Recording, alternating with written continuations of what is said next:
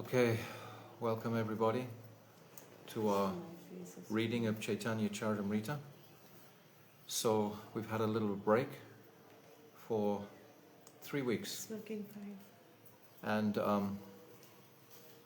so now we'll just continue with our Adi-lila, chapter 17. And I hope that everything's working in order, because I haven't done it for quite a few days now. It might just be a little bit upset or something. So thank you all very much for coming, attending, listening. This Caitanya Caritamrta is the elixir of our life. Without this focus and attention on Chaitanya Mahaprabhu, how can we possibly expect to progress in our sadhana bhajan? Mahaprabhu, the Yuga avatar, he's gifting all the truths enormously in this age that have never been given previously. So the serious sadhak is really taking shelter of Mahaprabhu. So I'll begin. Gurave Gaudachandraya Radhikaya Tarale Krishnaya Krishna Bhaktaya Tara Bhaktaya Namo Namaha Shri Chaitanya Manobishtam Stapitam Jina Bhutale Swayam Rupa Kadamayam Dadati Swapadantikam Vandeham Shri Guru Shri Yuta Padakamalam Shri Gurum Vaishnavam Shri Rupam Sagatatam Vatam Devam Sadvaitam Savadbhutam Parijana Sahitam Krishna Chanya Devam Shri Radha Krishna Padam Saha Chalita Shri Vishakam becomes Cha. Priya Swarupe, Daita Swarupe, Prema Swarupe, Sahajavi Rupe, Nijana Rupe, Prabhu Eka Rupe, Tatana Rupe, Swabalasa Rupe. Anapita Chirim Chirat Kurunaivaratino Kalo, Samarapaitam Unnata Ujvala Rasam Swabhakti Shriyam, Haripurata Sundarata Dikatam Basadipita, Sadakratare Kandare Spuratu Vasachinandanaha.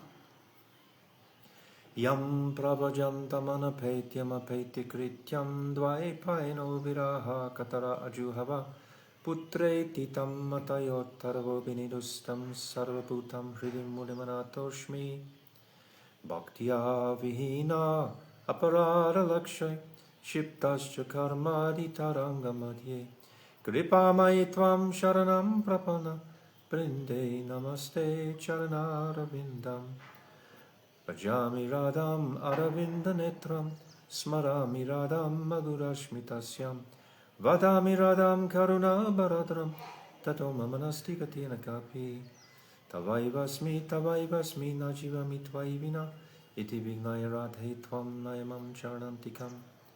I'm first of all offering millions and millions of Dandavat pranams unto the lotus feet of my most beloved Gurudev, Adi-lila Pravishta Om Asto Tarasara Shishimad Srila Bhaktivedanta Narayan Goswami Maharaj. And I'm offering the same again, millions and millions of times, unto the lotus feet of our most beloved Adi-lila Pravishta Om Asto Tarasara Shishimad Srila Bhaktivedanta Swami Srila Prabhupada. And again, I'm offering all my Dandavat pranams to our dearmost Srila Krishnadas Kaviraj Goswami and all our Rupanuga Guru Varg and all the Vaishnava and Vaishnavi devotees of the Lord. My Dandavat pranams to all of you. So we've reached the Adi-lila 17, which is the last chapter in the Adi-lila. So just briefly recapping through this Adi-lila, this introduction to the whole of the Caitanya Caritamrta. So we begin the first chapter offering our obeisances and glories to the spiritual masters. Without Guru, without the acknowledgement of where the potency is emanating from, we can't progress 1 inch. And then we glorify Mahaprabhu as being that Supreme Lord himself. So this has to be substantiated. Mahaprabhu is a covered incarnation, and because he's covered, many people today, if they're not educated, think that he's some great Bengali philosopher. They don't understand he's actually that Supreme Personality of Godhead. So Srila Krishnadas Kaviraj devotes the whole of the second chapter with full praman to substantiate that Mahaprabhu is that Supreme Personality of Godhead, Brajendranandan Shyam Sundar himself. And then the third chapter describes the external reasons for his advent, the loud calling of Advaita Acharya and the gift of the holy name of the Lord. This holy name of the Lord, which empowers the sadhaks in this age, is still understood to be a secondary reason, because now coming to the fourth chapter, which describes the internal reasons or the confidential reasons for Mahaprabhu's advent. So the first reason why he comes is to taste his own prem. This the devotees have to be very securely fixed and understanding on. Prem ras niryase korite ashvadan. He comes to taste that love of the Ashraya, Sri Radhika, the gopis, have towards him. He is the Vishaya, he is the object of their prem. And the highest relish and bliss is contained in the hearts of the Ashraya, tasting the sweetness of the beauty of Krishna. Krishna, he's anxious to taste his own beauty. He sees his reflection in a column and longs to taste it. He's astonished at his own beauty, but the only way he can taste it is if he becomes the taster. That's the Ashraya. This is Sri Radhika and the gopis principally. So he comes with this intention, prem ras. This is the first reason for his advent. And then the second reason is rag mag bhakti loke karite prajan. He's come to gift this speciality to the jivas of this age. Previous to Mahaprabhu, as we've said so many times in the past, this Raganuga Bhakti was not flourishing. It was not accessible practically.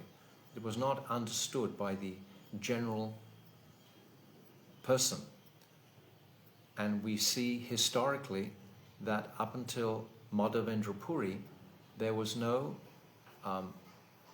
description of Bhav Bhakti and how to access the Vrindavan pastimes specifically.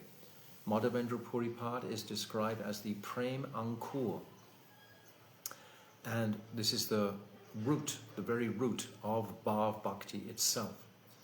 So prior to Madhavendra Puri, there was Jayadev Goswami, etc., great elevated personalities, but still they didn't know how to describe Parakiya Ras.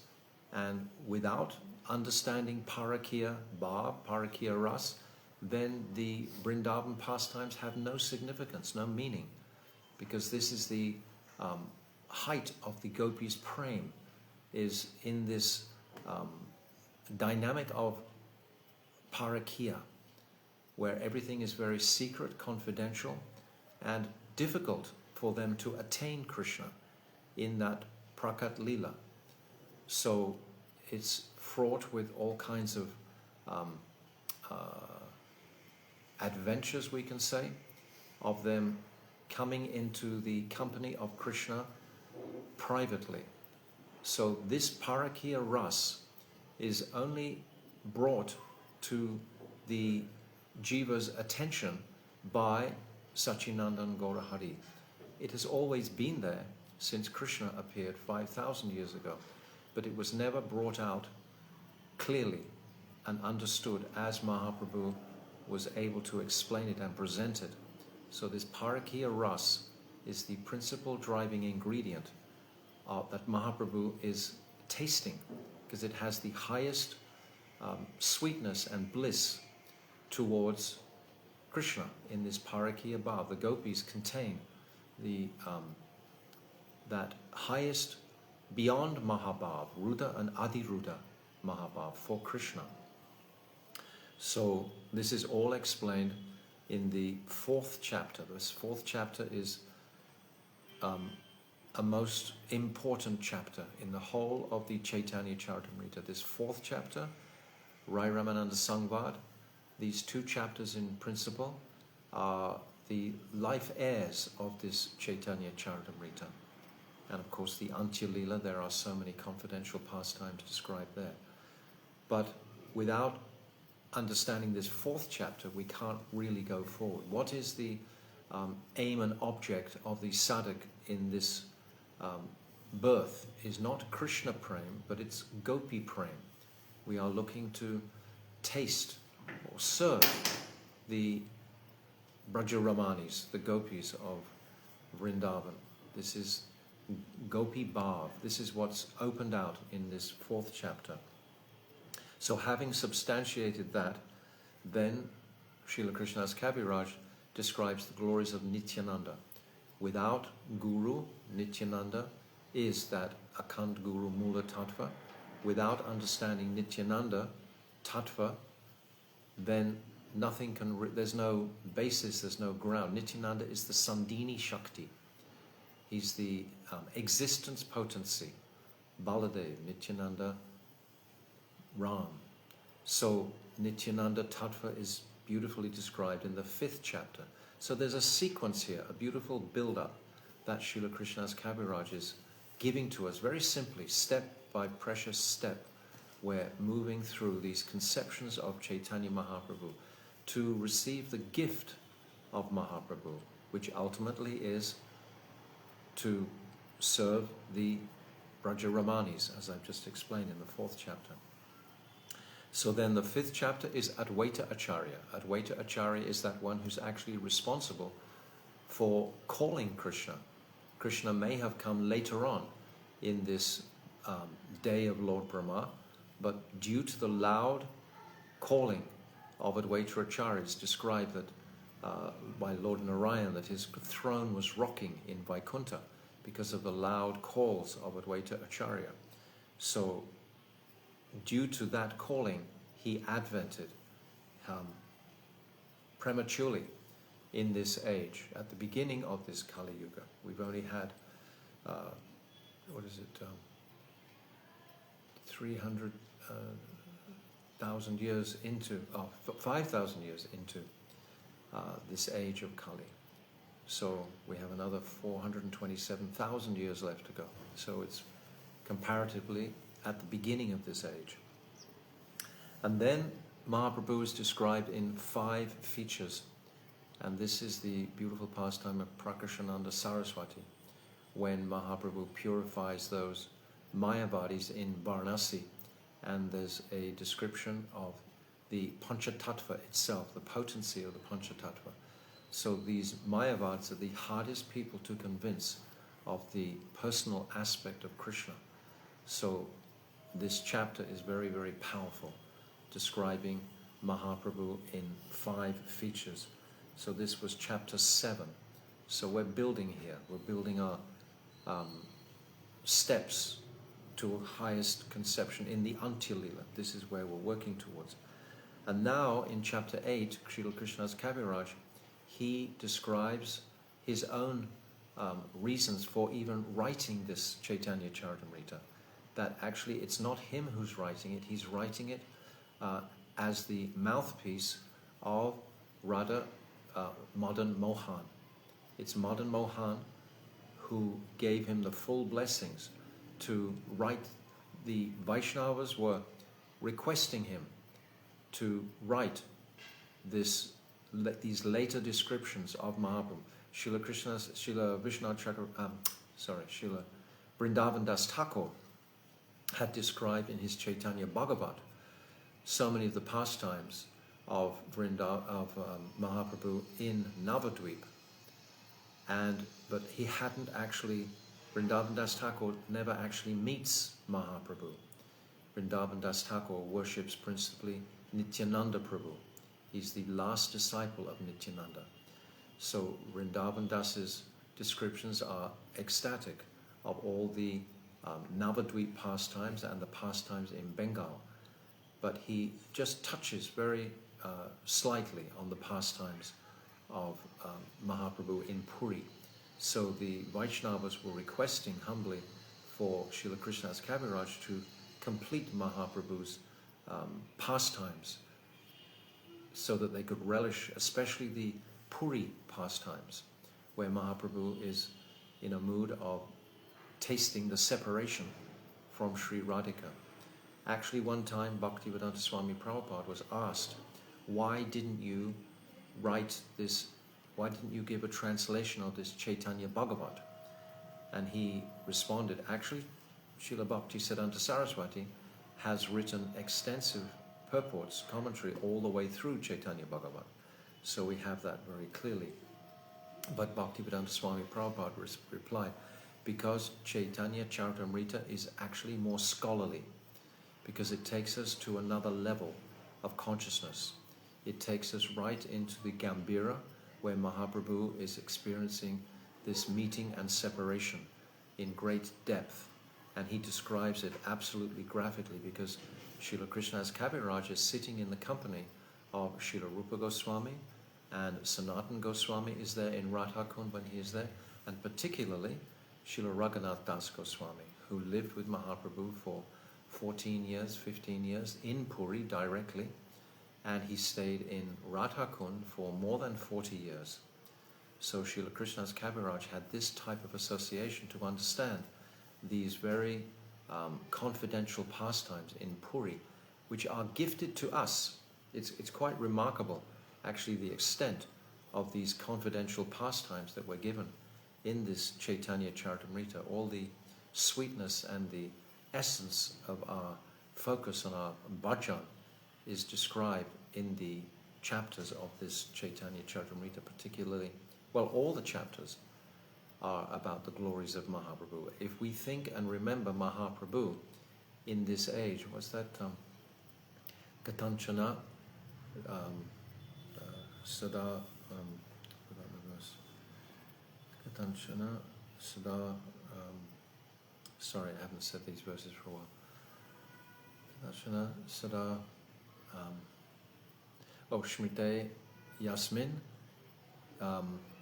Kaschit, no, if one remembers Chaitanya Mahaprabhu, everything that is difficult becomes very easy. But if one forgets Mahaprabhu, then easy things will become difficult. Thank you. Katanchana smite yasmin duskaram sukaram bhavet vishmrite viparyam syat Sri Chaitanya namamyatam. So this is saying that if we remember Mahaprabhu, then all difficulties will actually leave.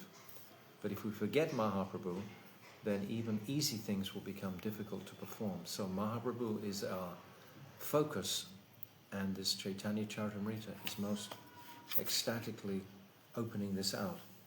So in that 8th chapter, Krishnadas Kaviraj describes his reasons for writing this Caitanya Caritamrta. In other words, it's an expression of his own humility, actually, because without this quality of humility, nothing can be understood. This is so essential. So Krishnadas Kaviraj himself opens himself up fully to his audience in a most humble way in this chapter. And then in the 9th, 10th, 11th, and 11th chapters, the devotional tree is begun to be described, and the branches of all of Mahaprabhu's Nitya Siddha Parikas. And we have the appreciation while we're reading these chapters, just how all these personalities that are with Mahaprabhu, they're practically all Nitya Siddha Parikas. They've all come from the spiritual world to accompany Mahaprabhu in his mission to taste the bliss of the ashraya of Sri Radhika in this incarnation, which is so confidential and so unique, only happens once in the day of Lord Brahma. And if we're fortunate to hear these teachings by some immense fortune, then we can really move ahead in our spiritual journey, if we can capture the current of the mood of Mahaprabhu, never been given before in the day of Lord Brahma, 8,640,000,000 years. So it's an exceptional opportunity for the sadhaks and conditioned souls to connect. So we hear about the devotional tree and the branches, all the different personalities, which is totally relishable to hear all these different personalities and their pastimes, etc., who they were, so that in this life we can go to Bengal and we can visit so many of these Shripats, these holy places, and practically meet these personalities. Their places are there, and if we come to these places and we remember these personalities, then we can tune in with the speciality of these personalities, and again become closer and closer to Mahaprabhu. And then the expansions of Nityananda are described in the 11th chapter, in the 12th chapter. Advaita Acharya and Gadadhar Pandit is extensively described. And then the 13th and 14th chapter is the advent of Mahaprabhu directly from Mother Sachi in Navadvip Dham, and his the activities of his childhood in Navadvip Dham. And then 14 specifically is his childhood pastimes, and then his Adi-lila in chapter 15 and chapter 16, his childhood and his youth, and his marriage to Lakshmi Priya and Vishnu Priya. These chapters actually 13, 14, 15, 16 and 17 are more or less all there in the Chaitanya Bhagavat, but Srila Krishnadas Kaviraj presents it in a way that doesn't repeat itself completely. So we get a newer wave of appreciation of these special pastimes of Mahaprabhu in Navadvip, which can fill the heart of the sadhak with great happiness and joy to realize the nature and personality. How else are we going to connect with Mahaprabhu significantly, except by remembering his personality, his form, his pastimes, etc. So we relish these chapters in the Caitanya Caritamrta.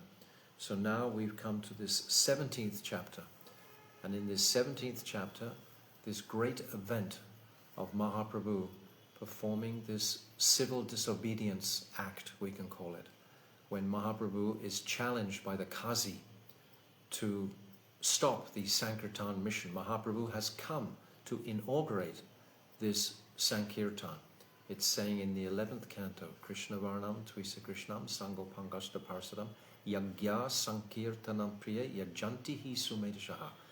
That Mahaprabhu, he comes specifically to perform this Sankirtan Ras.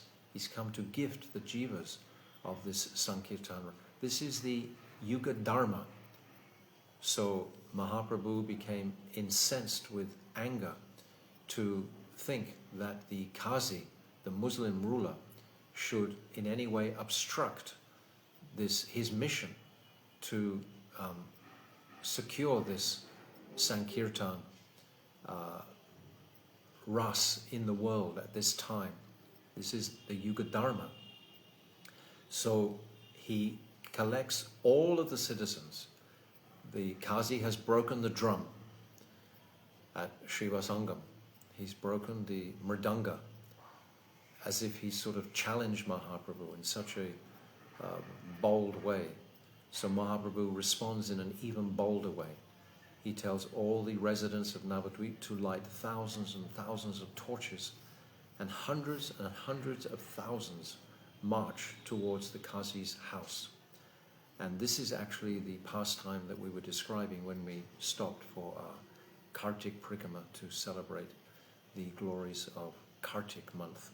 But now we've come back to this very ecstatic pastime when Mahaprabhu is challenging the local authority at that time to never obstruct his mission and they march towards the Qazi's house, and it's described very graphically, actually, this pastime in Chaitanya Bhagavat, where all the residents, they go into the garden of the Chankazi, break his garden, etc., break the doors, terrify the Qazi, who's in his room, hiding. And now Mahaprabhu, we've reached the part where Mahaprabhu has come to speak with the Qazi. He's called the Qazi into his presence, and the last things we were talking about before we stopped was his conversation with the Qazi. And the Qazi is, Mahaprabhu is approaching the Qazi in a very friendly way. He's referring to the Qazi as his maternal uncle, his mama, because they're actually from the same village practically. Nilambara Chakravarti, the father of Sachimata, the grandfather of Mahaprabhu, is like a friend of the Qazis, or an uncle, they call each other in their local relationships, mama. So Mahaprabhu is saying, you are like my uncle, and the Qazi is responding in a familiar way also. And then they engage in a very beautiful conversation where Mahaprabhu is confronting the Qazi about cow killing. This cow killing, this principle of killing our mother, is breaks the difference between the Muslim cult and the Hindu cult, this act of great violence to the cows. So Mahaprabhu immediately he challenges that. Just like in the West, for many of us, we confront the Christianity in the form of, why are you killing the cows when Lord Jesus has declared thou shalt not kill, and yet you kill the cows? So on this principle we take a strong stand. So Mahaprabhu is taking that stand, and the Qazi, we're actually up to verse 160, but in verse 158 it's described as there is an injunction for killing a cow. On the strength of this injunction, great sages perform sacrifice involving cow killing. So the Qazi is accusing Mahaprabhu that the Vedic culture sanctions cow killing. And then Mahaprabhu, he responds, refuting the Qazi's statement. The Lord immediately replied, the Vedas clearly enjoin that cows should not be killed. Therefore, every Hindu, whoever he may be, avoids indulging in cow killing. And it's a tragedy today in this land of Bharatvash that so much cow killing is flourishing because of the degradation of Kali Yuga.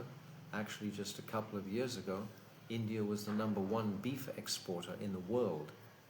So we hear that India protects the cows, and the majority of people do, but the governments, etc., they allow for beef exportation.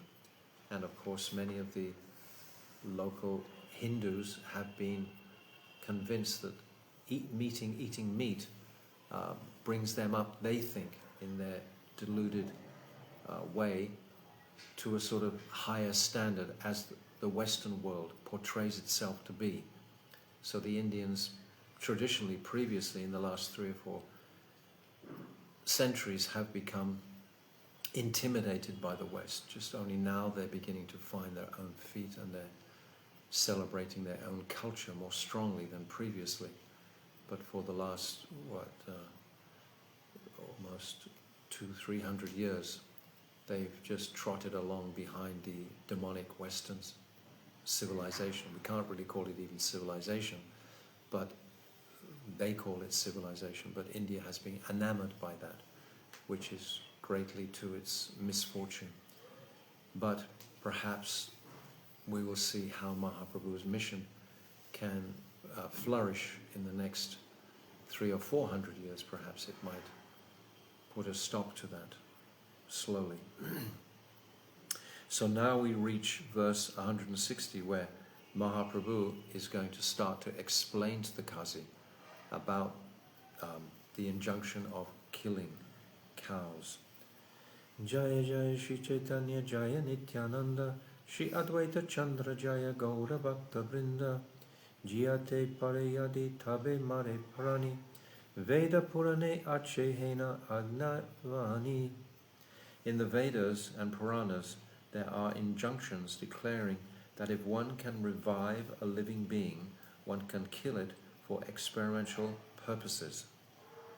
In other words, the yajnas would go on and the old cow would be brought there, and the efficacy of the brahmanas would be able to be proven by reviving the life of that old cow and infusing it with new life.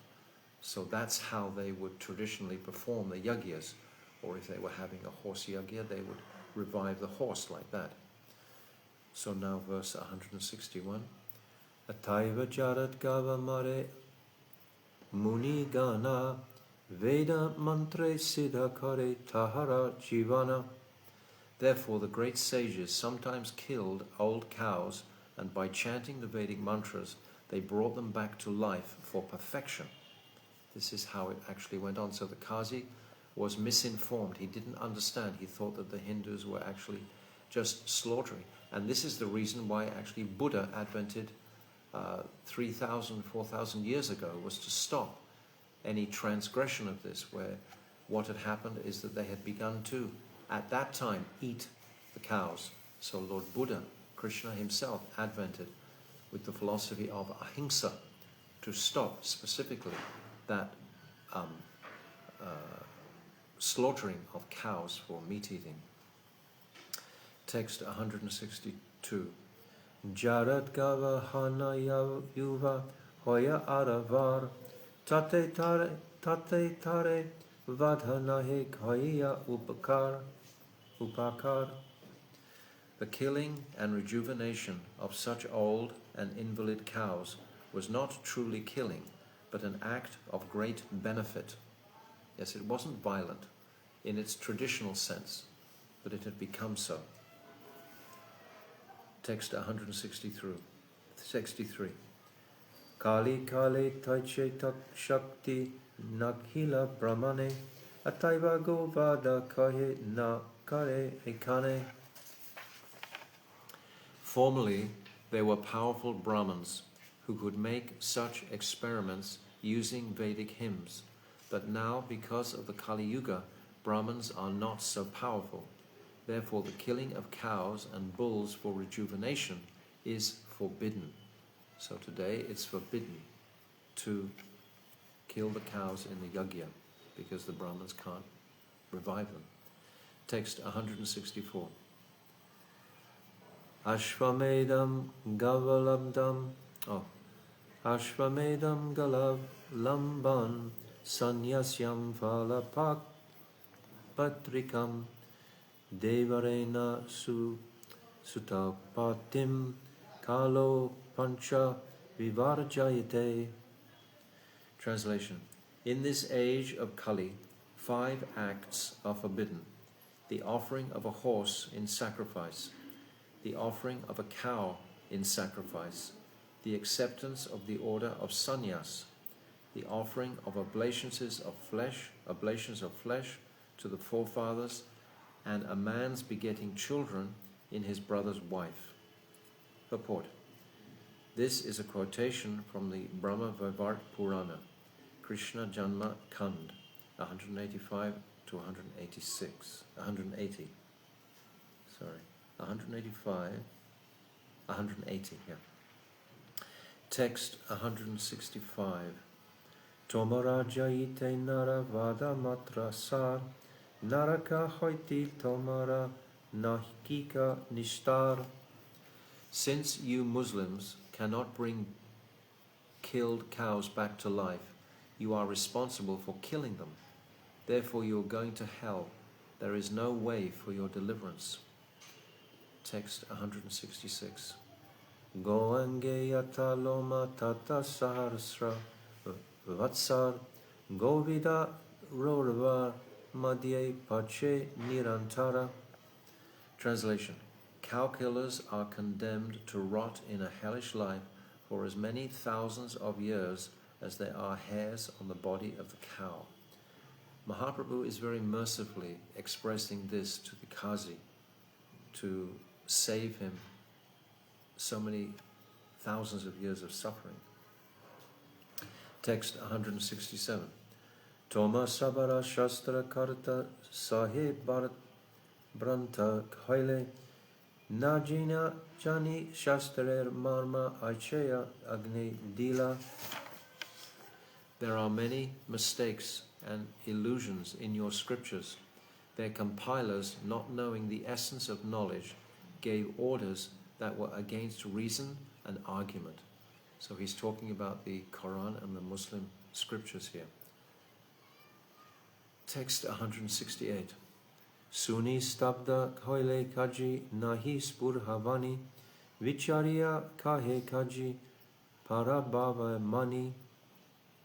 Translation. After hearing these statements by Lord Chaitanya Mahaprabhu, the Qazi, his arguments stunned, could not put forward any more words.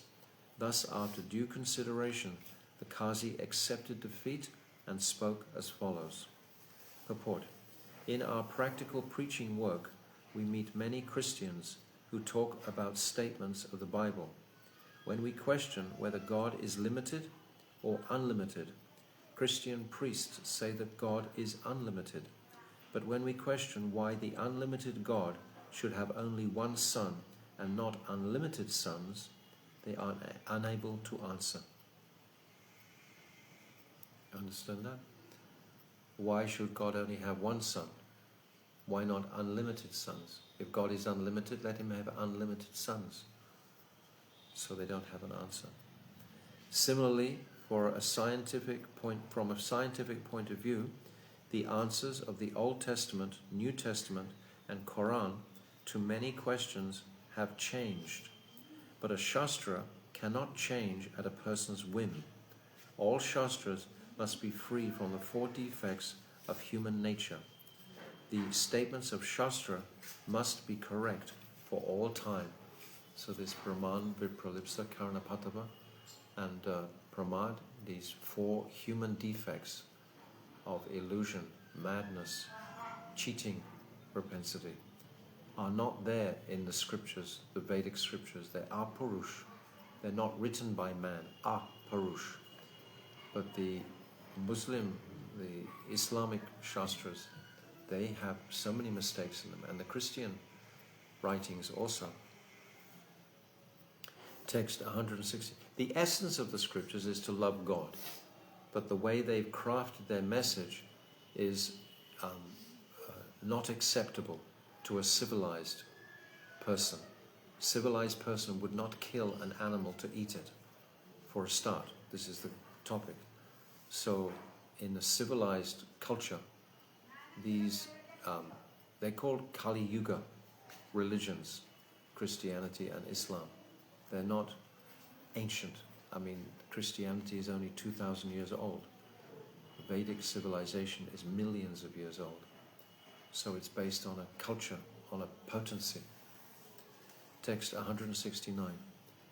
Tumi kahile pandita se satya hoy andu adhu hunika amara shastra vichare sa naye. My dear Nimai Pandit, what you have said is all true. Our scriptures have developed only recently, and they are certainly not logical and philosophical. Purport. The Shastras of the Yavanas, or meat-eaters, are not eternal scriptures. They have been fashioned recently, and sometimes they contradict one another. The scriptures of the Yavanas are three: the Old Testament, the New Testament, and the Quran. Their compilation has a history. They are not eternal like the Vedic knowledge. We see, for example, in both these religions how much violence has gone on. Just in a short span of time, 2,000 years, how many men have died in the name of Christ? And in Islam, they're still killing. So much. Terrorists and so on, generally coming from an Islamic point of view. They believe that anyone who is not a Muslim should be actually killed. So this whole violent mood is there in both of these so-called religions of Kali Yuga. And violence is not a symptom of cultivating love. The purpose of religion is to develop love for the Supreme Lord. So these violent exhibitions don't contribute one iota towards that end. They simply support the false ego trying to legislate that their way is the only way. So it's ridiculous, really. Therefore, although they have their arguments and reasonings, they are not very sound and transcendental. As such, modern people advanced in science and philosophy deem these scriptures unacceptable. What is the first lesson in spiritual life? Is to understand that we're not the body, we're the spirit soul, and that all spirit souls are equal in the sight of the Lord. And but the sectarianism of Christians and Muslims, is so pronounced that there's so much violence in both of, and the violence towards the cows in both of these religions is deplorable. Sometimes Christian priests come to us inquiring, why are our followers neglecting our scriptures and accepting yours? But when we ask them, your Bible says, do not kill, why then are you killing so many animals daily? They cannot answer. Some of them imperfectly answer that the animals have no souls. But then we ask them, how do you know that animals have no souls? Animals and children are of the same nature. Does that mean that children of human society also have no souls? According to the Vedic scriptures, within the body is the owner of the body, of the soul. And the Bhagavad Gita 2.13, it is said, Dehino shmin yata dehe komaran yovaram jara taha dehantara praptir dhiras tatra namuyate. As the embodied soul continuously passes in this body from boyhood to youth to old age, the soul similarly passes into another body at death. The self-realized soul is not bewildered by such a change. Because the soul is within the body changes through so many forms. There is a soul within the body of every living creature, whether animal, tree, bird, or human being, and the soul is transmigrating from one type of body to another. When the scripture of the Yavan, namely the Old Testament, New Testament, and Quran, cannot properly answer inquisitive followers, naturally those advanced in scientific knowledge and philosophy lose faith in such scriptures. The Qazi admitted this while talking with Sri Chaitanya Mahaprabhu. The Qazi was a very intelligent person. He had full knowledge of his position, as stated in the following verse. So it's a very pronounced insight we're getting to our global situation, so to speak, with this friction between the Christians and the Muslims today, and the stability of this Aryan culture and philosophy. A sane man will take shelter of the Vedic teachings, because every answer conceivable is there, even to questions that we haven't even asked ourselves, is there in the Vedic teachings. So an intelligent man will take shelter there, where his questions are satisfied. Text 170. Kalpita amare shastra ami sabajani jati anurodhe tabu se shastramani. Translation: I know that our scriptures are full of imagination and mistaken ideas, yet because I am a Muslim, I accept them for the sake of my community, despite their insufficient support. So they're very honest of him to own up to that. Text 171. Sahaje yavana shastre adrida vichara hasite mahaprabhu puchena aravara. Translation: the reasoning and arguments in the scriptures of the meat-eaters are not very sound. The Qazi concluded, upon hearing this statement, Lord Chaitanya smiled and inquired from him as follows. Text 172. Are eka prasna kari sune tumi mama yatarta kaibe chale na vanchibe ama. Translation. My dear maternal uncle, I wish to ask you another question. Please tell me the truth. Do not try to cheat me with tricks. Text 173. Tomara nagare hoya sada sankirtana vadya gita kala hala sangita nartana. Translation. In your city there is always congregational chanting of the holy name. A tumultuous uproar of music, singing and dancing is always going on. Text 174. Tumi kaje Hindu dharma viroda adhikare ebe na kare mane mana bujite na pari. Translation. As a Muslim magistrate, you have the right to oppose the performance of Hindu ceremonies. But now you do not forbid them. I cannot understand the reason why. Text 175. Kaje bale sahatamya bale gaura hari sename ame tomaya sambodhana kari. Translation. The Qazi said, everyone calls you Gaura Hari. Please let me address you by that name. Text 176. Suna Gaura hari ye prashnera karana nibrita hoya yadi tabe kari nivedana. Translation. Kindly listen, O Gaura Hari. If you come to a private place, I shall then explain the reason. Text 177. Prabhu bole eloka amara antaranga hoy spurti kari kahe tume na kahiya baye. Translation. The Lord replied, all these men are my confidential associates. You may speak frankly. There is no reason to be afraid of them. Mahaprabhu is in the association of all his associates, etc. And he's speaking comfortably with the Qazi. And the Qazi is still intimidated. So text 178, 179. Kache kahe yabe ame hindura gare giya kirtan karilun mana mridanga bangiya se yatre eka simha maha bayankara narak deha simha mukha gare jaya vistara. Translation. The Qazi said, when I went to the Hindu's house, broke the drum and forbade the performance of a congregational chanting, in my dream that very night I saw a greatly fearful lion roaring very loudly, his body like a human being's and his face like a lion's.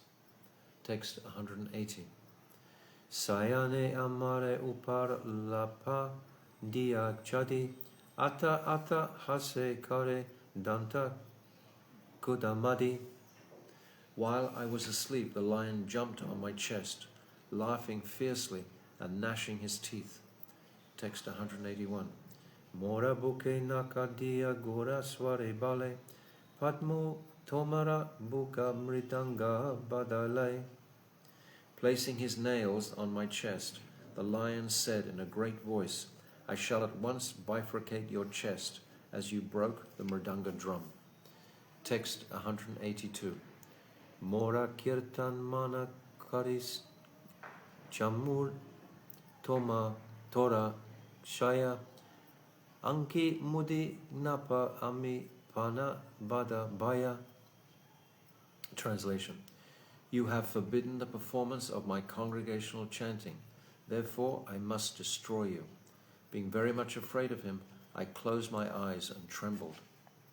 Text 183. Bita deki simha bale nohiya haiya sadaya Tora shiksha dite koile Tora parajaya. Seeing me so afraid, the lion said, I have defeated you just to teach you a lesson, but I must be merciful to you. Text 184.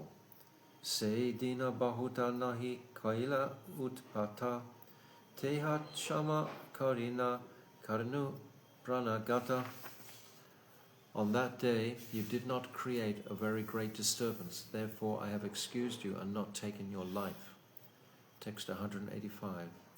Acheya de puna kare tabe naso sahino seva swamsa savamsa tom more mari yavana nishimu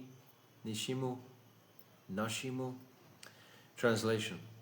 But if you perform such activities again, I shall not be tolerant. At that time I shall kill you, your entire family, and all the meat-eaters. Text 186. Eta kahi singhagela amara hoile boya, edaka naka china amara hridaya. Translation. After saying this, the lion left, but I was very much afraid of him. Just see the marks of his nails on my heart. Text 187. Eta badi kachi nija buka de kaila, suni deki sarvaloka ashaya manila. Translation. After this description, the Qazi showed his chest. Having heard him and seen the marks, all the people there accepted the wonderful incident. Text 188. Kachi kahe iha ame kore na kahila, se dina amara eka piyadi Adi-lila. Translation. The Qazi continued, I did not speak to anyone about this incident, but on that very day one of my orderlies came to see me. Text 189. Ashika he gulan moni kritana nis idite agni ulka mora mukhe laga achambite. Translation.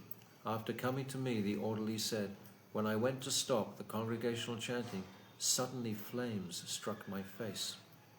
Text 190. Pudila sakala dadi mukhe hoila varna ye payada yaya tara e vivarana. Translation. My beard was burned, and there were blisters on my cheeks.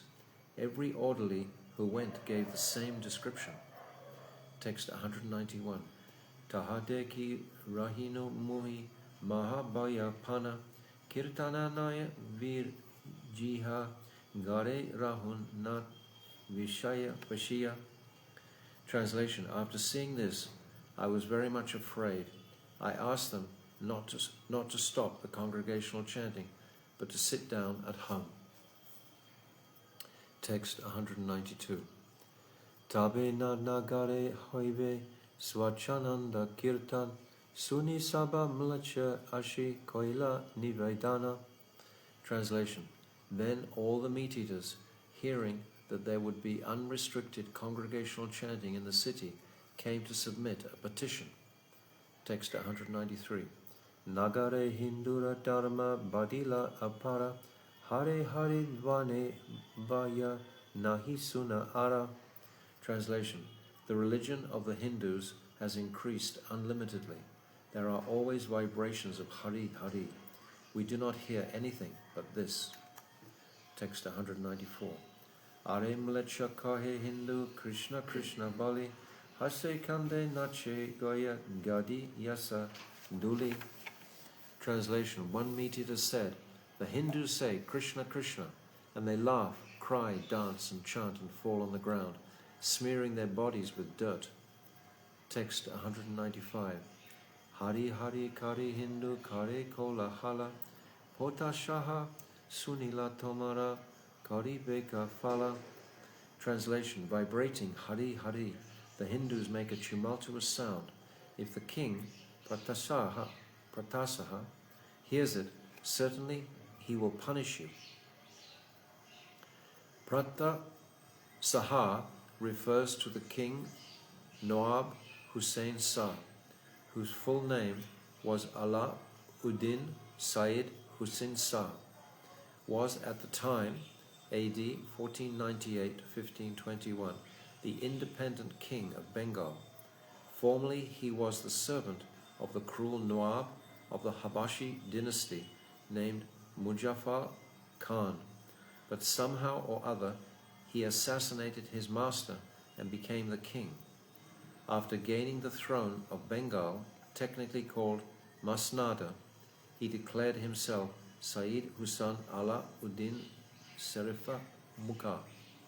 There is a book called Riyaja Us Sulatina, whose author, Ghulam Hussain, says that Nawab Hussain Shah belonged to the family of Mukha Serif.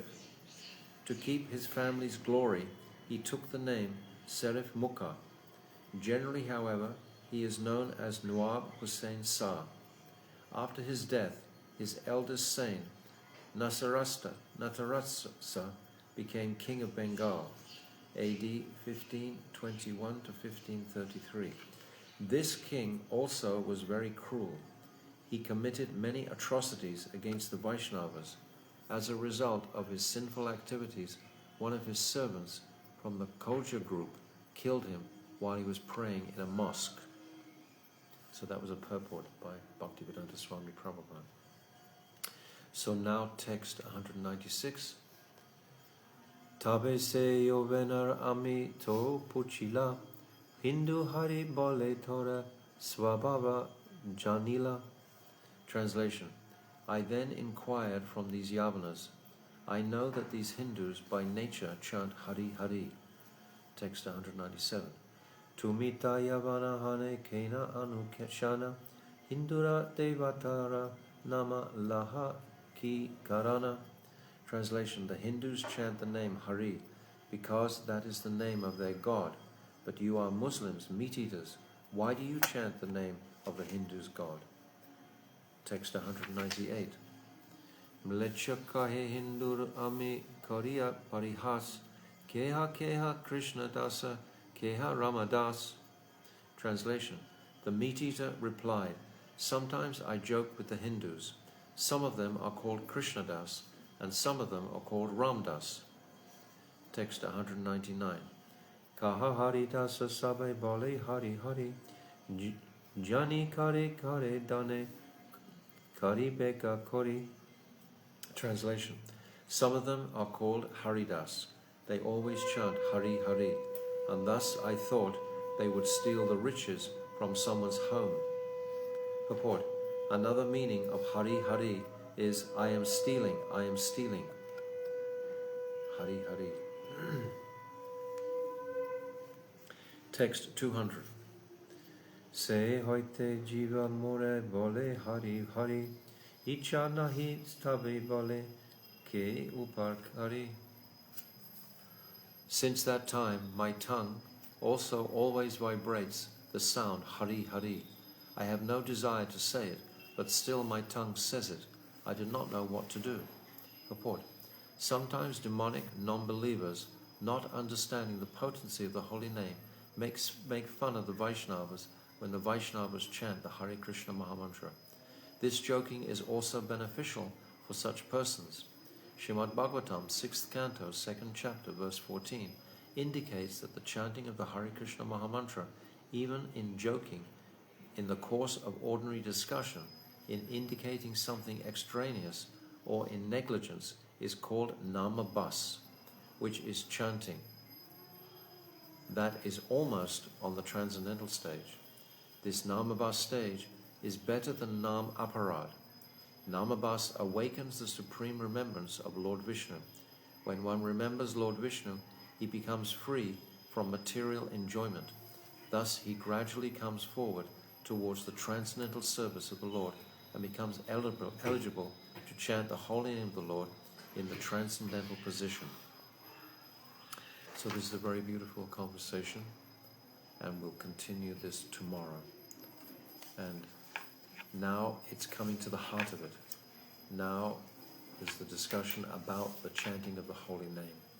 And the Qazi himself is repeatedly vibrating the name of Krishna.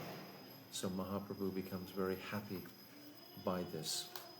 So this transcendental literature is unfolding with the expressions of the potency of the holy name and Mahaprabhu's generosity in purifying this Chandkazi and his munificent nature to explain these topics clearly to him, and the deficiencies within the Quran, which the Chankazi acknowledges already.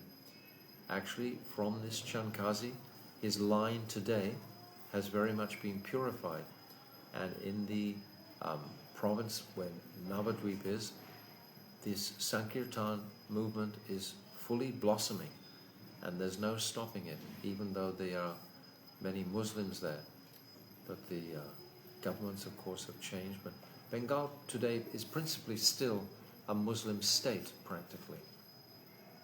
Nevertheless, the Lord's holy names are chanted strongly there.